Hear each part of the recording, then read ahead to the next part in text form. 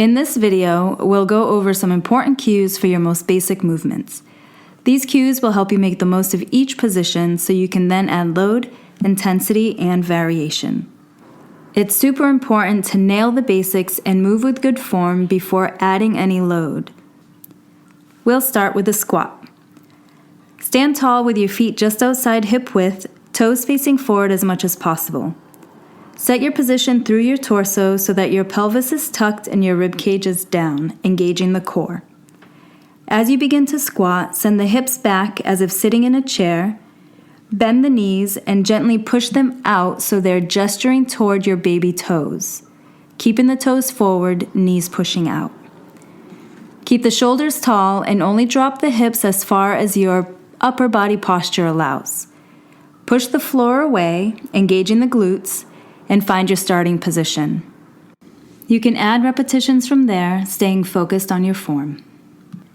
Next is the tall plank. From a tall plank, you can do push-ups, stabilizers, mountain climbers, all kinds of different exercises that can challenge your strength and your endurance. To do a proper tall plank, you'll get down into a push-up position. The hands will be under your shoulders and they'll be splayed on the floor so that you're covering the most ground with your fingers. This keeps the hands nice and strong. With the shoulders over the hands, you want to think about shifting your shoulders forward so they're just slightly past the fingers. Your legs will be long and active, nice and straight, and the feet will be together. The feet will stay tall on the toes the entire time. Keeping the heel high will help shift the shoulders forward so that your upper body is in the right position.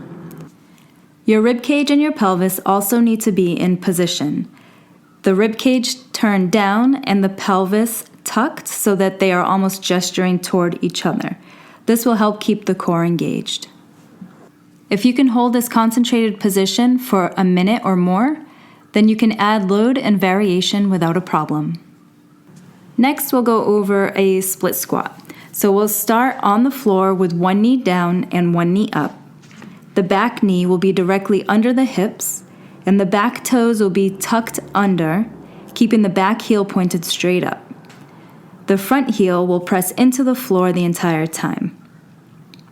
Send the hips back very slightly, push the floor away with the front heel, engage the glutes on that same side and come up as tall as you can, keeping that back heel pointed straight up. As you lower back to the floor, lead with that back knee, dropping it down to the mat, and kick the hips back ever so slightly to unload from the glutes rather than just the quads. Reach your starting position down on the floor and repeat. And lastly, we have a hip hinge. For the hip hinge, you'll stand with your feet apart just underneath your hips. Your rib cage and pelvis will be in position so your core is activated. Your shoulders are down and back, and your neck or your cervical spine will be neutral, so that means your chin is slightly tucked in.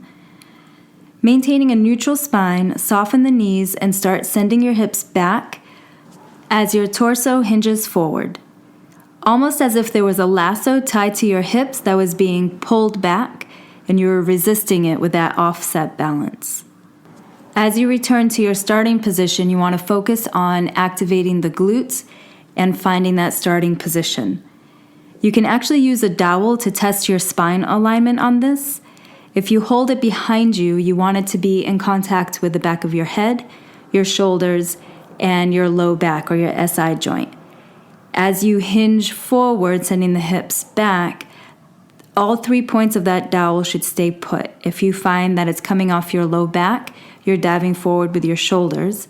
And if you find that it's coming off your shoulders, it means you're kicking your chin up and your cervical spine is no longer neutral. If you're adding load to your hinge, you want to make sure that the load stays in contact with your legs at all times.